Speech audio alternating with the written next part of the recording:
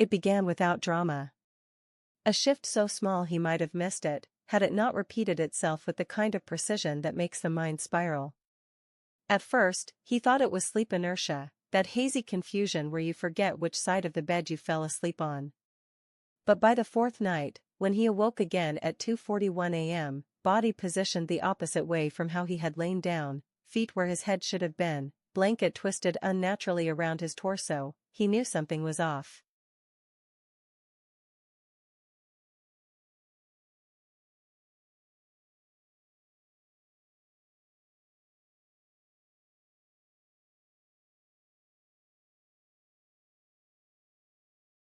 He lived alone.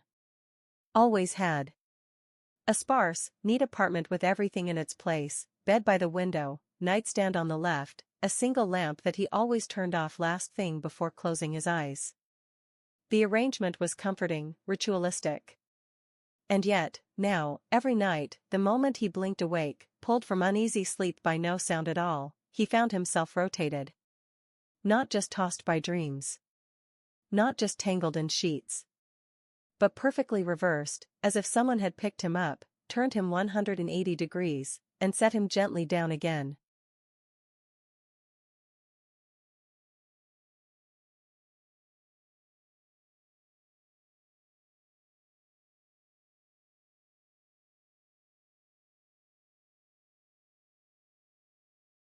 The clock always read 2:41.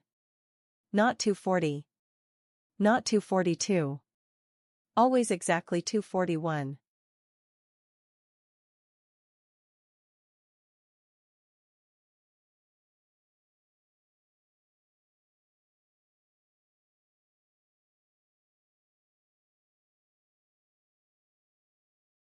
He started testing things. Placing a book near the pillow, a glass of water by his head, a small object, a coin, a pen, on the nightstand. And each morning, each 2:41 a.m., he'd wake to find those objects now near his feet, or on the wrong side, or slightly repositioned as if someone had tried to replicate the layout from the other end. He tried filming himself, but his phone inexplicably died every night at 2:37. Fully charged when he fell asleep, but always blank and lifeless when he awoke.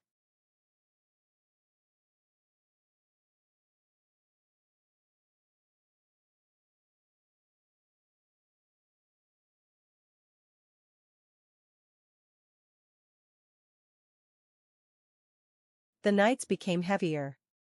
Sleep came slower. He found himself dreading the moment his mind would slip and fall into the dark. He began leaving lights on, the hallway, the kitchen, even the small bathroom lamp, trying to hold off the collapse into unconsciousness. But it didn't help. At 2:41, with a precision that defied explanation, he would jolt awake, always rotated, always disoriented, always swallowed by a sense that someone had been in the room with him, even if just for a second.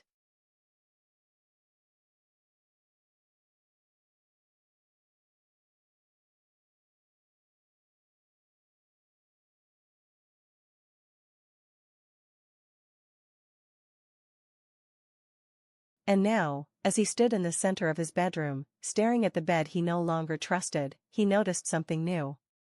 The rug under the bed was misaligned. Slightly. A subtle angle shift, as if the entire frame had been pushed, or pulled, just a few inches. He hadn't touched it. No one had. The walls were quiet. The door always locked. And yet.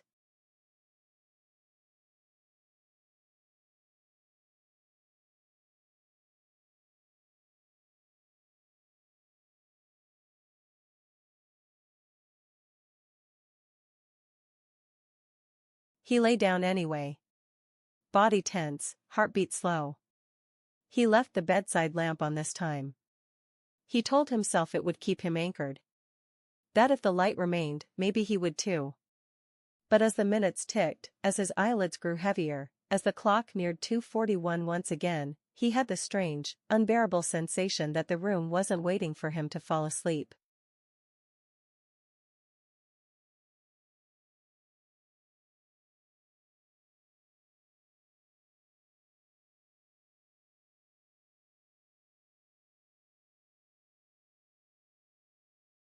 It was helping.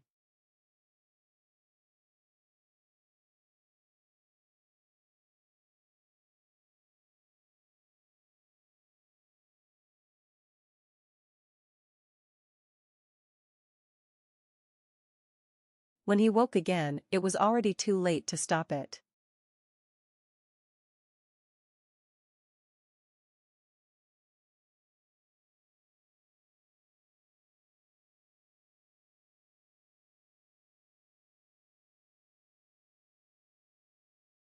The bedside lamp was still on, but dimmer somehow, like the bulb had aged overnight or like the light had to pass through something thick, something not quite visible. The shadows in the corners of the room looked elongated, as if the angles of the walls had stretched while he slept. He was facing the wrong direction again, feet at the headboard, head turned toward the window, blanket tangled unnaturally beneath him like a shed layer. The clock read 2:41.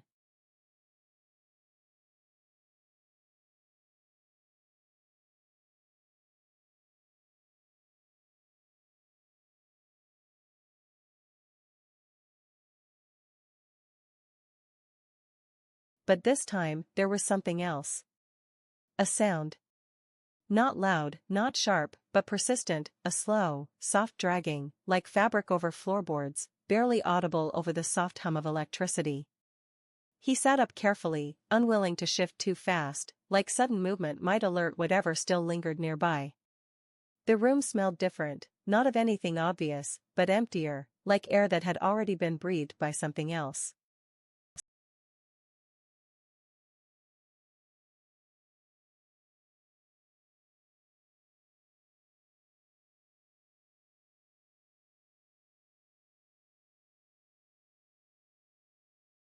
He looked down at the carpet. The rug that had shifted slightly the day before was now pulled completely askew, bunched up under the foot of the bed in a way that would have required deliberate force. The bed frame itself was off-center, nudged away from the wall. But he hadn't moved it. He knew he hadn't.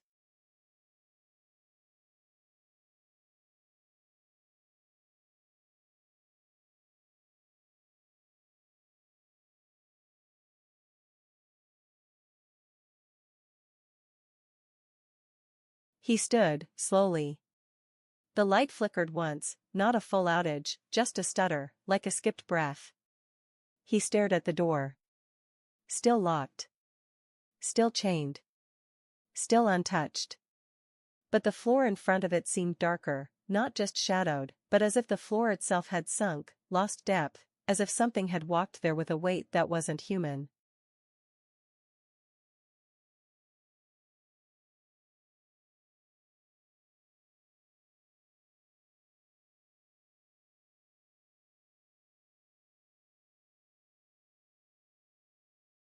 The clock ticked forward to 2:42.